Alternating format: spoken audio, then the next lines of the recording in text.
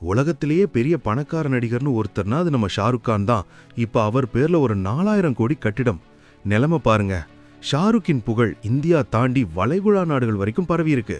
அதனால தான் இப்ப துபாயில அங்க 55 மாடி கொண்ட பிரம்மாண்டமான ஒரு வணிக வளாகத்துக்கு ஷாருக்ஸ் டனூப்னு பேர் வச்சிருக்காங்க. இந்த செய்தி கேட்டதுமே பலரும் ஆச்சரியமாகிட்டாங்க. ஆனா ஷாருக் கான் என்ன சொன்னார் தெரியுமா? என் சினிமாக்களை தவிர வேற எதுக்கும் என் பேர் வைக்கணும்னு நான் நினைக்கலன்னு சொன்னவர், ஆனா இந்த கட்டிடத்துக்கு என் பேர் வச்சது என் அம்மா பார்த்தா ரொம்பவே பெருமைப்படுவார்னு உருக்கமா பேசியிருக்காரு.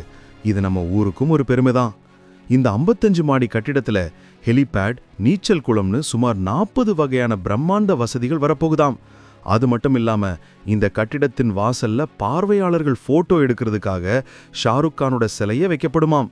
ஒரு நடிகர் மேல இவ்வளவு மரியாதை வேற எங்கேயும் பார்த்திருக்க முடியாது.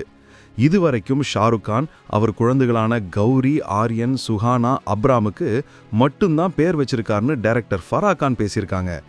இந்த 4000 கோடி திட்டத்தை துபாயின் பிரபலமான டனு ப்ராப்பர்ட்டிஸ் நிறுவனம் தான் கட்டப்போகுது. ஒரு பாலிவுட் நடிகரின் பெயர் உலக அளவில் ஒரு பிரம்மாண்ட கட்டிடத்துக்கு வைக்கப்படுவது அவர் சினிமா துறையில மட்டும் இல்லாம மக்கள் மத்தியிலும் எவ்வளவு பெரிய தாக்கம் ஏற்படுத்திருக்காருன்னு காட்டுது.